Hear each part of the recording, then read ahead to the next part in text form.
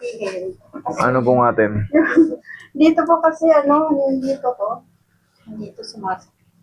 Kailan pa po yan? Siguro mga na to, March, mga February, ganun. February, March, April, Nawawala May. siya, tapos bumabalik sa gabi, minsan kumikirot. Kumikirot, sumasakit, pabalik-balik lang. Okay. Wala kayong mga disgrasya, ganon. Wala naman. Dulas-dulas sa banyo, ganyan. Okay. Mas madali ito. Sige.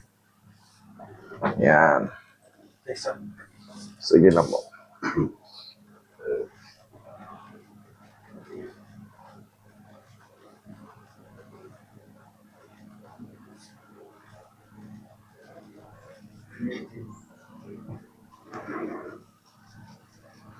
Bawal? Bawal pumost?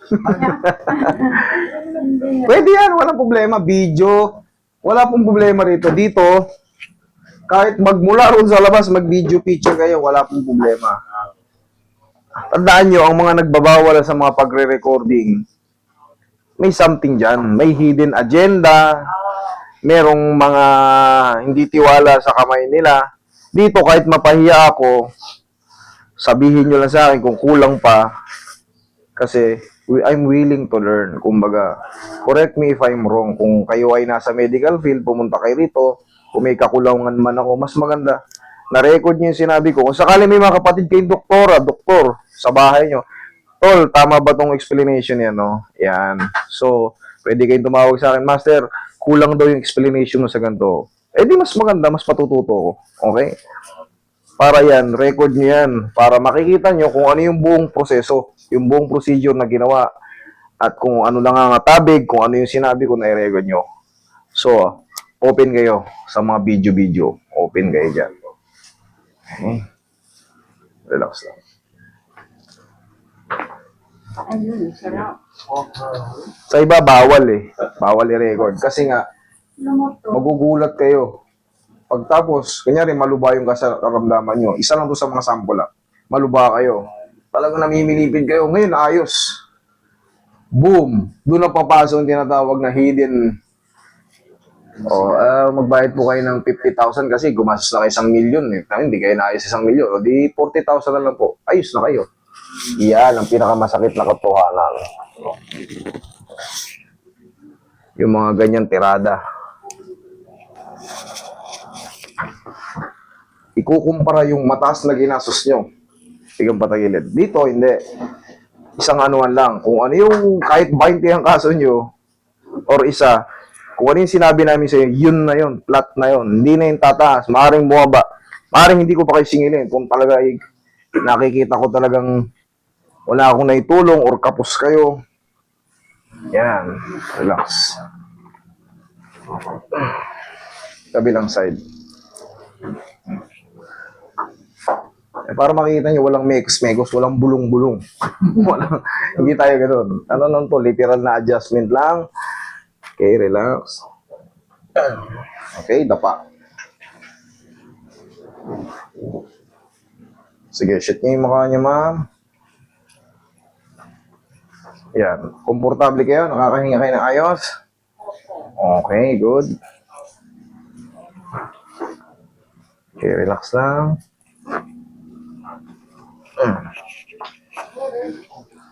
Lutong.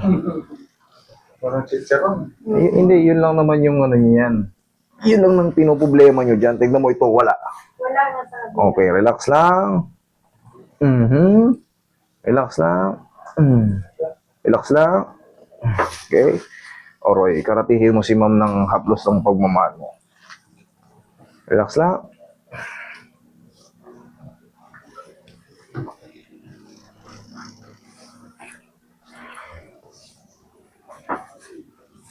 Kung gagastos kayo sa therapy, ipa-therapy nyo na po, tihaya. Huwag na kayo magpa-therapy kung taon na yun. Kailan ba siya na ano bro? Tihaya. Si Kuya. Kailan siya na stroke? Isang taon mo naman. Oo. Isang taon na. May isang taon na. Kumbaga, ang kakailanganin nun ni tatay, ay ni sir, pinaka-the best na gagawin yun, tutulungan niya yung sarili niya. Self-therapy na lang kasi gagastos na lang kayo ron, sir. Maniwala kayo sa akin. Kita nyo, hindi nag-i-improve, isang taon tinerapi.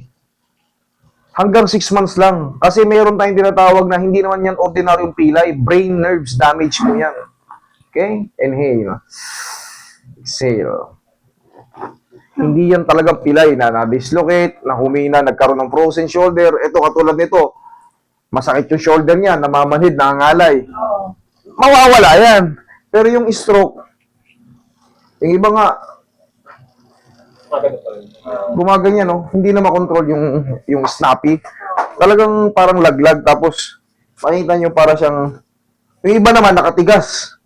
Nakatigas. Yung iba naman lupaypay na lupaypay. Nagagalaw ka, konti lang.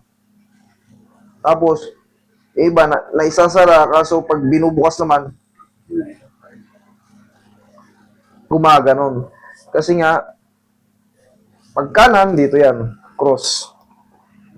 Mga brain nerves damage yan. Talagang nangyayari yun. Yung iba, pag mga mild lang, yun, tinatawag na mild stroke, small blood infarct lang, mini-medication, natutunaw pa yon. Pero mayroong ng lakas na hindi mawabalik ng 100%. Kasi, control tayo ng utak natin. Okay, upo. Kung lagpas na 1 taon, Wala na po. maaari kong matulungan nyo sa mga joint niya. Kunyari, matigas. Yan, maaari kong mapaganon yun. Pero yung control na makabalik sa dati, honestly speaking, sinasabi ko na sa inyo, wala na po tayong magagawa ron kasi hindi yan ordinaryong pilay. Talagang yun na yun. Kaya kung may nagte-therapy pa sa kanya, tandaan nyo na lang yung kung anong ginagawa sa therapy. Gayahin nyo na lang. Tapos, syempre, ala-alalay lang.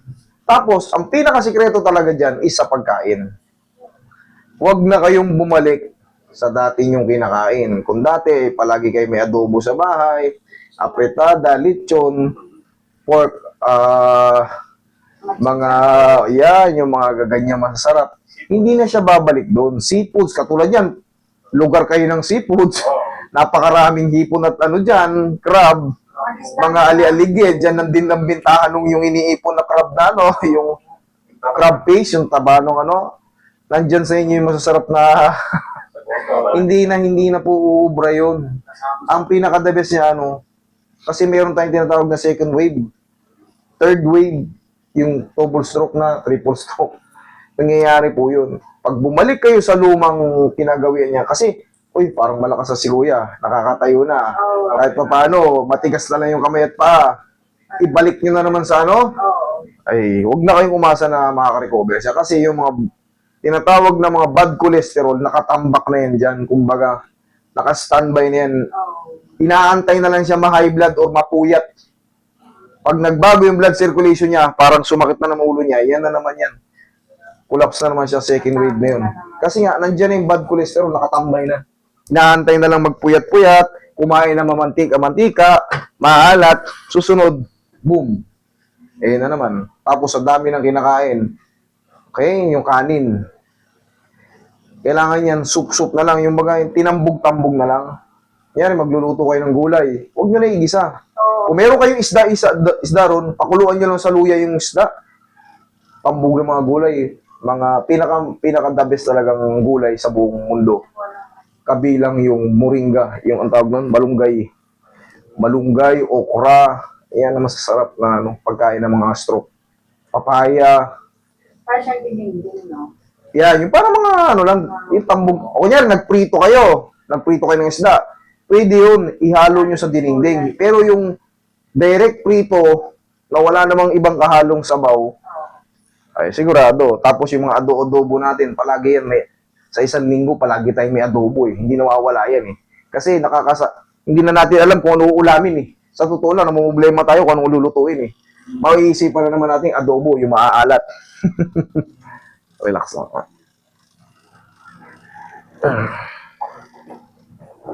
Tapos na to. Ayan, sobrang luwag. Ha? Magaan na siya. Magana, okay? Oo.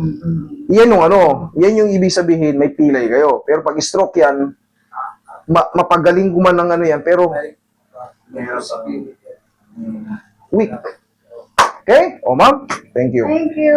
Sana may natutunan kayo.